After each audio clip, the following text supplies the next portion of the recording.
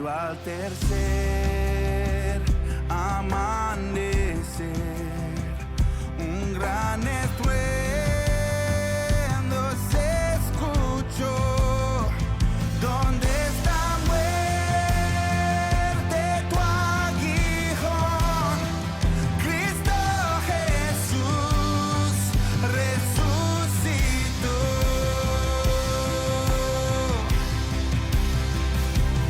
Alabaré al Señor mi Dios, tu nombre oh, proclamaré, eternamente te cantaré, Señor, Señor mi Dios.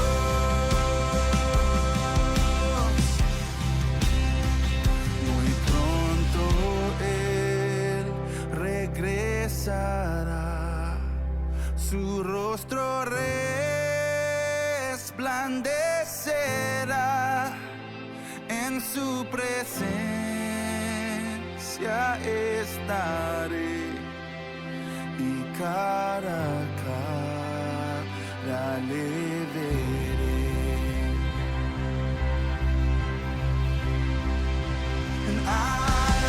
Alabaré al Señor mi Dios, tu nombre oh, proclamaré, eternamente te cantaré, Señor, Señor mi Dios, Señor, Señor mi Dios. Muy bienvenidos, ¿cómo están? Gracias por estar del otro lado en nuestro canal de YouTube.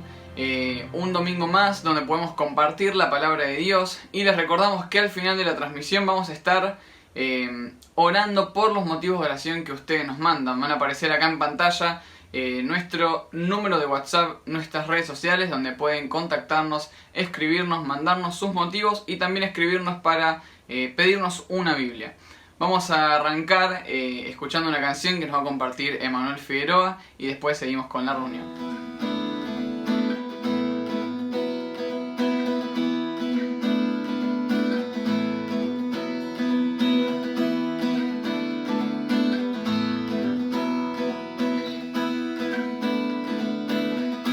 No hay amor como el de Cristo, no hay amor como el amor que Él da, a mi ser su amor ha dado, la libertad.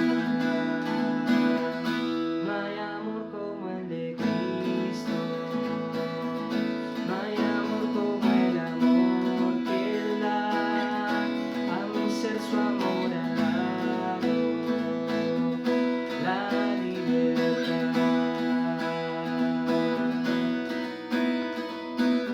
Gloria al Señor por el incomparable amor de Dios, gran amor que ha cubierto toda mi maldad.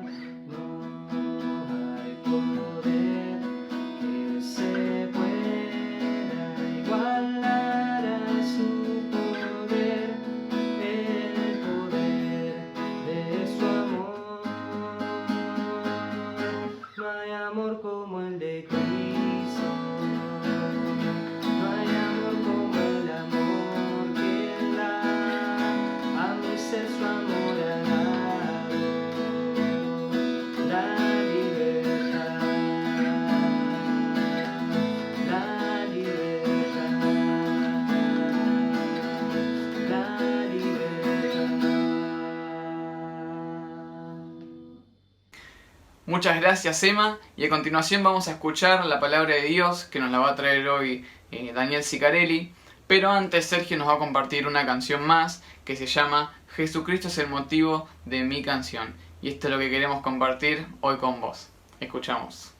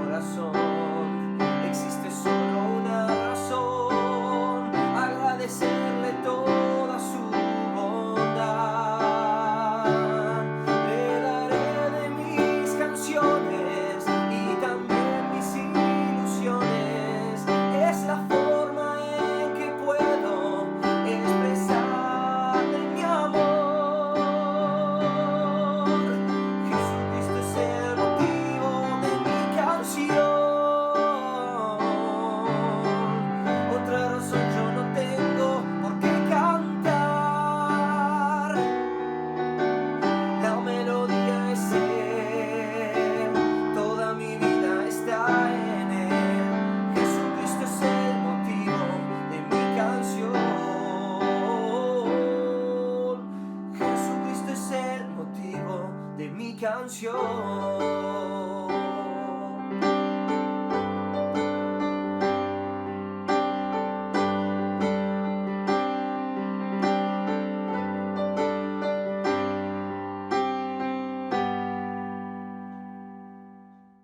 ¿Cómo les va, queridos amigos?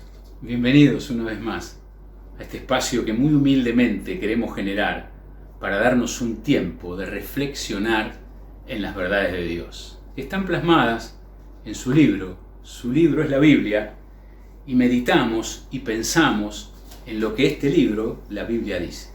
En esta oportunidad vamos a leer 3 versículos del Evangelio de Juan. Estos 3 versículos del Evangelio de Juan son la antesala a la crucifixión de Jesús.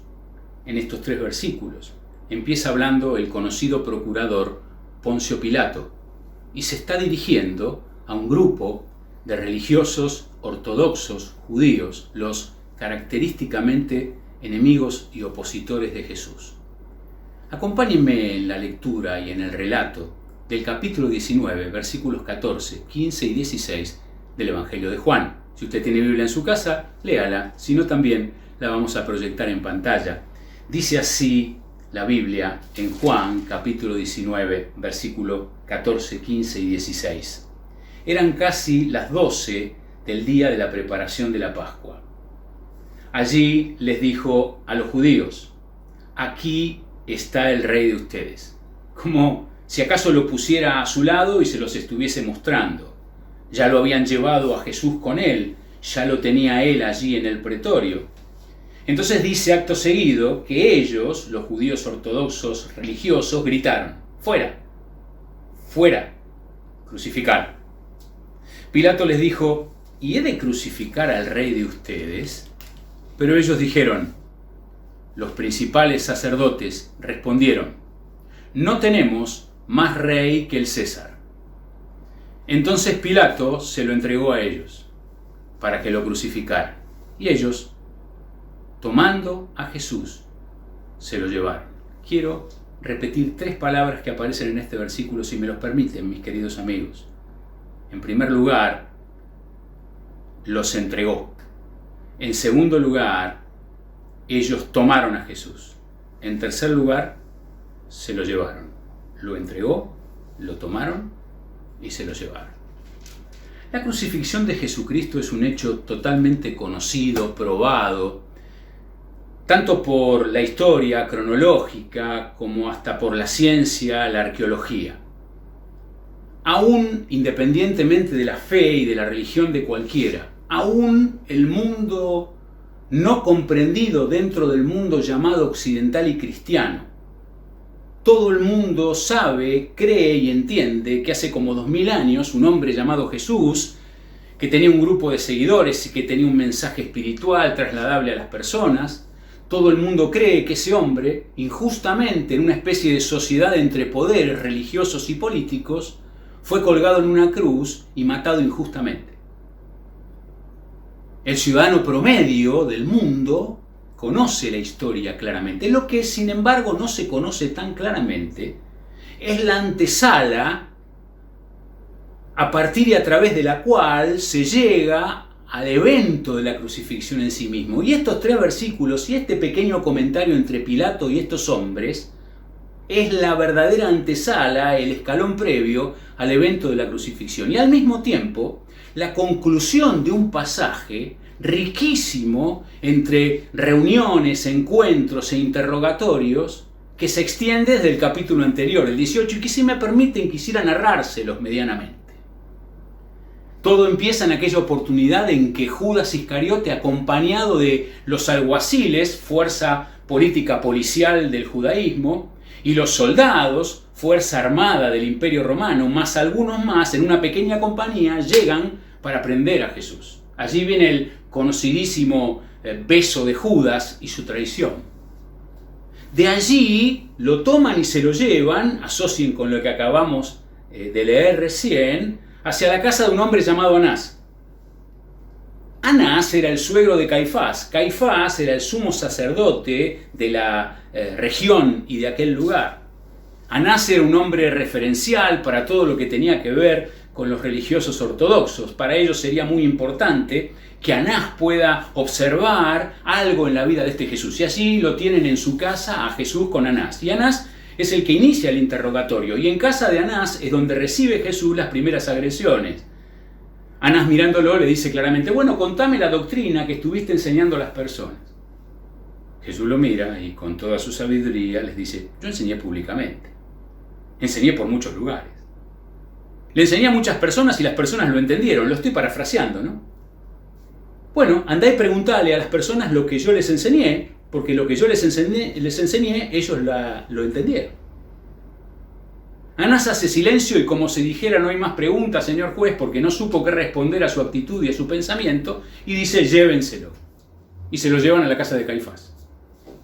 El evangelista Juan, porque los evangelios son los relatos que hacen distintos hombres, concretamente 4, de sucesos que vieron, no se para demasiado en lo que aconteció en la casa de Caifás. Sí relata aquella instancia en que Pedro niega al Señor equivocadamente y el gallo canta. Recuerda, mi amigo, porque es bastante conocida la escena. De la casa de Caifás vuelven a llevárselo.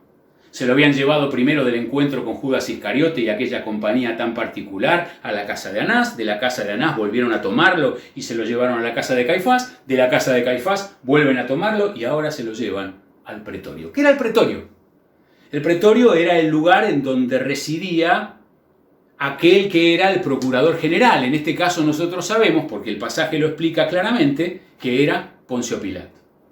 En las mismas escalinatas del pretorio, lugar central de todo lo que tenía que ver con lo judicial, lo comercial y lo socialmente relacional, por esa razón Pilato era un hombre verdaderamente fuerte, en ese preciso lugar entonces llevaron a Jesús. No entraron hasta dentro del pretorio, se quedaron en la escalinata y en la escalinata escuchan del lado de Pilato esta pregunta: ¿de qué acusan a este hombre?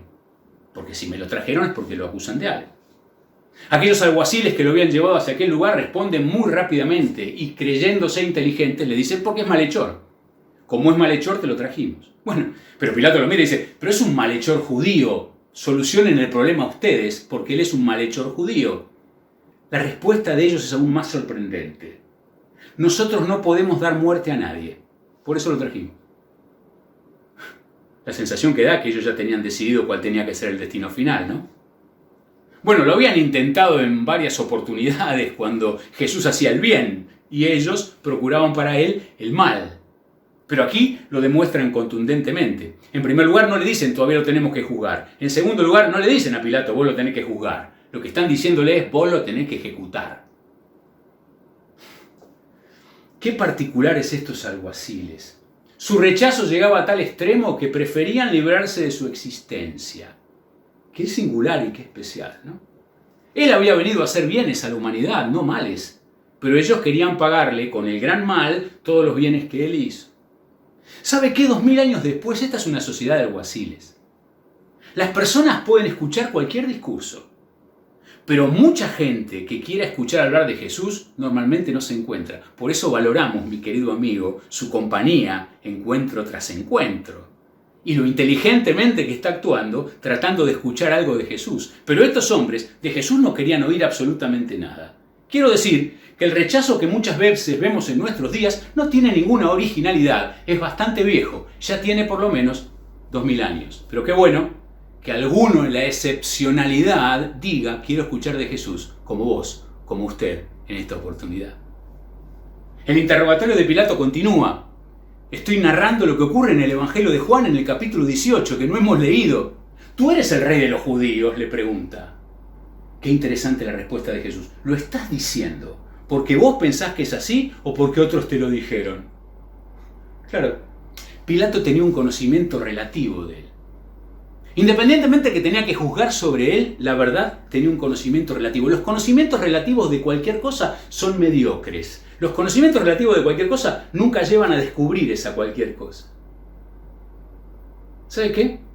Hay muchos Pilatos en nuestros días 2000 años después. Quizás sea tu caso, con todo respeto lo decimos. A veces hay alguien que cree conocer a Jesucristo y lo conoce relativamente. La relatividad de sus tradiciones, de sus ancestros, porque sus padres y sus abuelos siguieron tal o cual religión. Muchas personas siguen esa religión sin saber realmente lo que están siguiendo. Andá y sentate en la iglesia, lleva tu Biblia debajo del brazo, peinate para la derecha y quédate ahí sentado durante 1 hora y media y escuchá hablar desde el púlpito a cualquiera que hable. Sentite cómodo esa hora y media y a la hora y 31 minutos vas a seguir siendo el mismo y vas a actuar como se te dé la gana. No te olvides de ir a misa. Ese domingo a la mañana sentate y mirá el crucificado allí y sentí pena por él, porque él era muy bueno y lo crucificaron igual. Una mirada relativa jamás permite entender el porqué de todas las cosas. Y sea de la religión que sea, cuando nuestra mirada es solamente religiosa, es siempre relativa, mediocre, y no podremos jamás conocer el porqué de todas las cosas. Pero también un conocimiento relativo es el conocimiento interesado de Dios. No tengo trabajo. Este Jesucristo a mí me tiene que dar trabajo. Seguro que me tiene que dar trabajo. Perdí mi salud. Estoy muy grave, estoy muy enfermo. Es el momento de que este Jesucristo me cure. Este Jesucristo debe poder curar. Entonces yo me le acerco porque realmente lo que estoy necesitando es tener un trabajo. Entonces yo me le acerco porque lo que estoy necesitando es curar mi enfermedad. Y si la enfermedad no es curada y si el trabajo no viene, le echo la culpa a Jesucristo y asunto arreglado. Un conocimiento relativo de Jesucristo no es conocer a Jesucristo. Si este es tu caso, te pedimos que lo empieces a reflexionar desde este momento. Pero en tercer lugar, en su interrogatorio, Jesús se para y le pregunta, Pilato se para y le pregunta a Jesús, ¿acaso soy yo judío? Mirá, te quiero decir algo. Los de tu nación te trajeron conmigo. ¿Qué hiciste? ¿Qué hiciste? Si hubiéramos estado allí después de leer la Biblia, le podríamos haber explicado a Pilato lo que él había hecho. Había hecho el bien. Había tenido amor. Había tenido respeto. Había tenido compasión. Había hecho milagros. Había sanado enfermos. Había resucitado muertos. Había obrado en el favor de las personas, cosa que nadie hacía en aquella sociedad. Eso es lo que había hecho. Y en el fondo lo que Pilato no podía comprender es que no hallaba en él el más mínimo delito, ni la comisión del más mínimo error. Y Pilato estaba maravillado por quién era el que tenía allí, pero comprometido por todos los que estaban afuera. El interrogatorio continúa. Y cuando el interrogatorio continúa, tiene que escuchar que su reino no era de este mundo. Y cuando el interrogatorio continúa, decide en un momento determinado interrogar a las personas y decirles, miren, yo en la Pascua le puedo soltar un reo, puedo soltarle a Barrabás o puedo soltarle a Jesús. Y todos gritaron, suéltanos a Barrabás. ¿Y qué voy a hacer con Jesús? Sea crucificado, le gritaban todos. Entonces allí, en esa instancia, lo entregó. Ellos lo tomaron y se lo llevaron. Permítame decirles esto. Él lo entregó, entre signos de pregunta. Ellos lo tomaron, entre signos de pregunta. Él fue entregado y se lo llevaron. Ellos se lo llevaron, todo entre signos de pregunta. Mire, en primer lugar, si había alguien que no tenía que estar en la cruz, era Jesús. El único ser perfecto en la historia de toda la humanidad. Pilato no hallaba delito alguno en él. Los ladrones que estaban con él decían que él no había hecho ningún mal y dijeron la más absoluta verdad. El único hombre perfecto, el único que no había cometido no solo delitos, sino ningún pecado, se hacía cargo de nuestro pecado. Mi amigo, mi amiga, nuestro problema es el pecado. Y Jesús vino a la cruz por nuestro pecado y se entregó en la cruz por nuestro pecado. Porque ninguno de nosotros, como dice Proverbios 29, ninguno de nosotros puede decir, yo he limpiado mi corazón, limpio estoy de mi pecado, porque nuestro pecado es lo que nos ha alejado de Dios. Cristo vino a tomar nuestro pecado y Él no tendría que haber estado allí. Usted y yo sí, por pecadores que no pueden limpiar por sí mismos la mugre del pecado en el alma. Lo que lastima, lo que fractura, lo que separa, es estar separados de Dios, irremediablemente. Por eso dice 2 Corintios capítulo 5, versículo número 21, que al que no conoció pecado, por nosotros lo hizo pecado. ¿Y quién es el que no conoció pecado? Jesús. ¿Y quién es el que lo hizo pecado? Dios.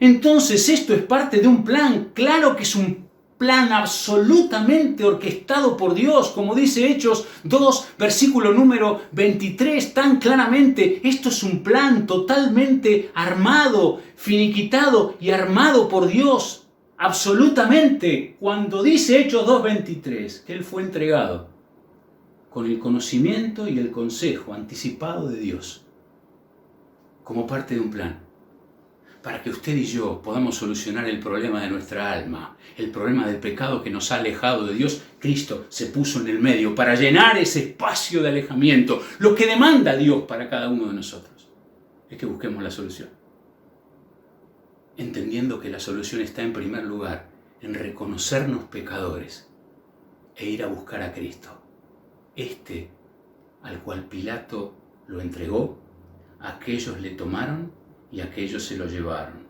Al que Pilato lo tomó, al que aquellos tomaron, al que aquellos se lo llevaron, o a que fue parte de un plan totalmente definido y delineado por Dios. Te pido que pienses que Dios te ama tanto que ha dado a su Hijo unigénito para que todo aquel que en Él cree no se pierda, mas tenga vida eterna, porque nuestro problema era la perdición de vivir lejos de Dios, y Dios en su plan dio la oportunidad y la ocasión de que tengamos una vida nueva a partir de que Jesucristo se entregara en aquella cruz, aquel que en esa cruz no debería haber estado. Pero en segundo lugar, de aquella cruz Él podría haberse librado a sí mismo. ¿Se lo llevaron? Mire, Mateo capítulo 14 narra de una oportunidad en que una tempestad se estaba gestando sobre una pequeña embarcación en donde se encontraban sus discípulos. Asustados porque veían que la nave habría de darse vuelta por los vientos y la lluvia. Una figura se entrecorta por las aguas y es Jesús caminando sobre ellas.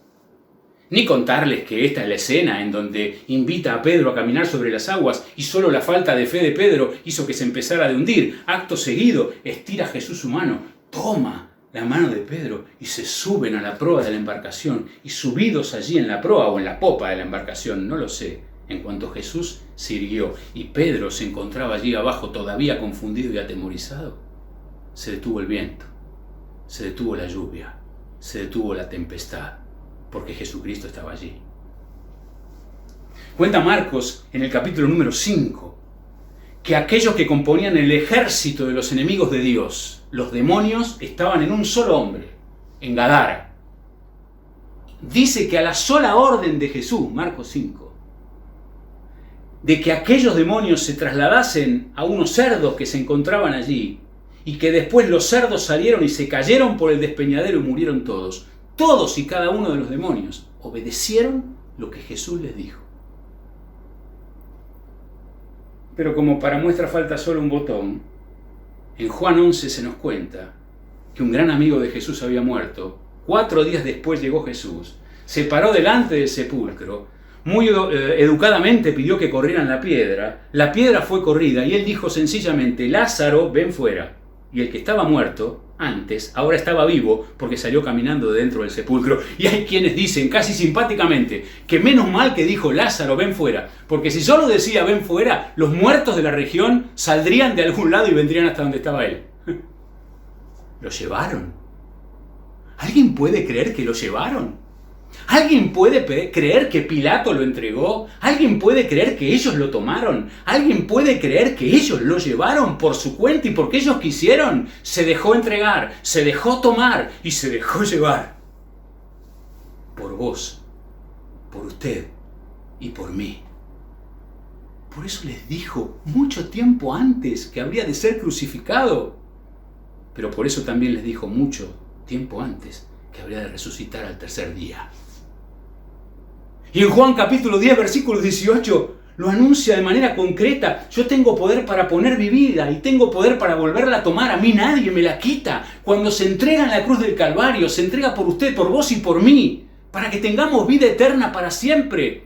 para que nuestra vida cambie. Y si nosotros decimos que nuestra vida puede cambiar cuando aceptamos a Cristo, lo hemos experimentado en la vida y te queremos decir que la tuya también puede cambiar si pudieras en esta hora y en este momento aceptarle por la fe en tu corazón y creer que murió en la cruz del Calvario por vos. Cuán distinto sería todo. Cristo en aquella cruz se entregó, y aquella cruz, que para todo el mundo era su derrota, fue simplemente el principio de su extraordinaria victoria, porque ya no se encontraba en la cruz, y después de 3 días tampoco se encontraba en el sepulcro, y hoy vive y es el Dios vivo y verdadero al que te llamamos a creer de todo corazón. Estarás dispuesto a aceptar a este Jesús que se dejó entregar, que se dejó tomar y que se dejó llevar por vos, por usted. Bueno, este espacio de reflexión apunta a eso, a que la fe se abra y que Cristo llegue al corazón. Que sea esta la ocasión en que le digas que te arrepentís de tu pecado y que crees que Él murió en la cruz por vos y que recibas su salvación.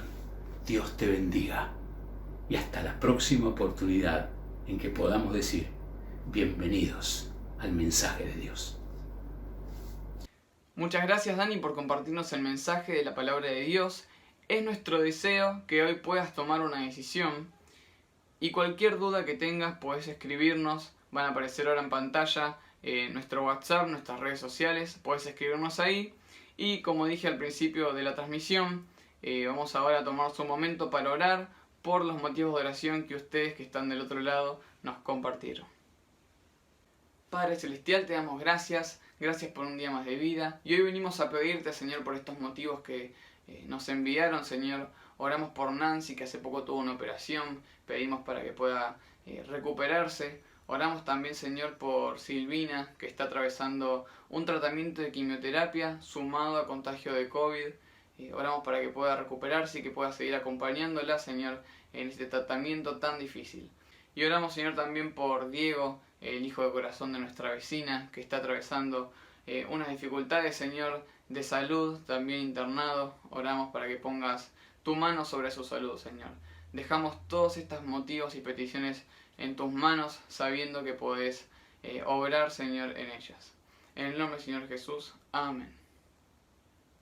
Muy bien, llegamos al final de la reunión. Gracias por estar ahí del otro lado, acompañándonos en oración, escuchando la palabra. Y nos encontramos el próximo domingo a la misma hora que hoy. Muchas gracias y nos vemos. Sobre todo poder y rey, sobre toda humanidad y ley, sobre todo lo creado por tu mano, te entregaste todo, mi Señor. Sobre todo reino y nación y maravillas que el mundo conoció, sobre toda riqueza y esplendor, nada se compara a ti, mi Dios. En la cruz moriste por amor, en soledad y en humillación, como flor que alguien pisoteó, quedaste tú y fue por mí, por amor.